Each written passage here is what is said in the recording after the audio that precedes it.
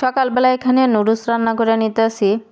তো ভাতও রান্না করি নাই, তারপরে রুটিও বানাই নাই। তো মেয়ে বলতেছে নুডলস খাওয়ার জন্য, তার জন্য ভাবলাম নুডলসটাই রান্না করে নিই, কারণ নুডলসটা শর্টকাটের মধ্যে তাড়াতাড়ি রান্না করা যাব। তো আসসালামু আলাইকুম, সবাই কেমন আছেন? আশা করি সবাই অনেক ভালো আছেন।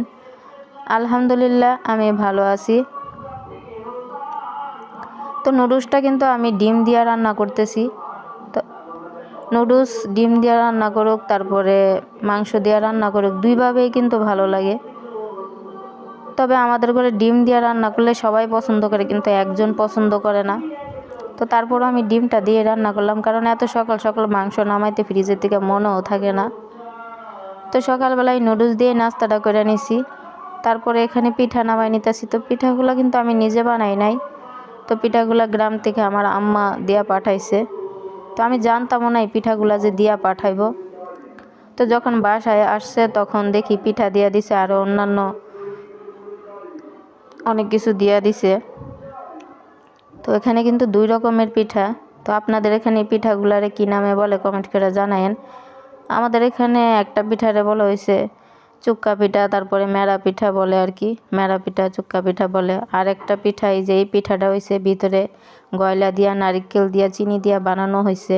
2টা পিঠাই কিন্তু অনেক মজা, তবে সবচেয়ে বেশি আমার কাছে ভালো লাগছে হয়েছে যে গয়লা দিয়া বানাইছে এই গয়লার পিঠাটা। আর এটার মধ্যে হয়েছে বিরিয়ানি। আর আমি কিন্তু এই যে পিঠাগুলা দিয়া দিব আমি জানতামও না। আর আমি বাসায় তেমন একটা পিঠা বানাইও না, কারণ আমার কাছে পিঠা ভালো লাগে, তবে তেমন একটা কেউ খাইতেছে না, তার জন্য বানানো হয় না।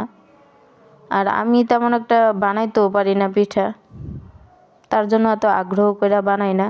একজন খাইলে আবার আরেকজনে খাইতেছে না, তার জন্য আর ইচ্ছাই করে না পিঠা বানাইতে। আর এখানে দিয়া দিছে হয়েছে দেশি মুরগি। তো মুরগিটা কিন্তু আমার আম্মার নিজের পালা মুরগি দিয়া দিছে। আর এখানে দেয়া দিছে হয়েছে অনেকগুলা ধনিয়া পাতা, সাথে দেয়া দিছে হয়েছে লাল শাক। তো আমারও অনেক দিন ধরে ইচ্ছা করতেছে মানে লাল শাক চিংড়ি মাছ দিয়া ভাজি করে খাওয়ার জন্য। তো ভালোই হইলো লাল শাকগুলা দেওয়াতে। আর সাথে এখানে দেয়া দিছে হয়েছে অনেকগুলা সিম। তো সিমগুলোও কিন্তু নিজের গাছের সিম, ওখান থেকে দেয়া দিছে। এই যে লাল শাক ধনিয়া পাতা এগুলা কিন্তু আমাদের বাড়িতে লাগানো হয়েছে, তো ওখান থেকে দিছে আর কি। তো আমি জানতাম না এগুলা যে দিয়া দিব। তো বাসায় যখন আসছে তখন দেখি মানে এগুলা দিয়া পাঠাইছে। তো মায়েরা এরকমই, মানে কিছু বলতে হয় না, বলার আগেই একটা জিনিস মানে দিয়া দেয়। আর এখানে আমি মুরগিটা ফ্রিজে রেখে দিলাম, কারণ আমি রান্না করবো না আজকে, তার জন্য আমি মুরগিটা ফ্রিজে রেখে দিছি।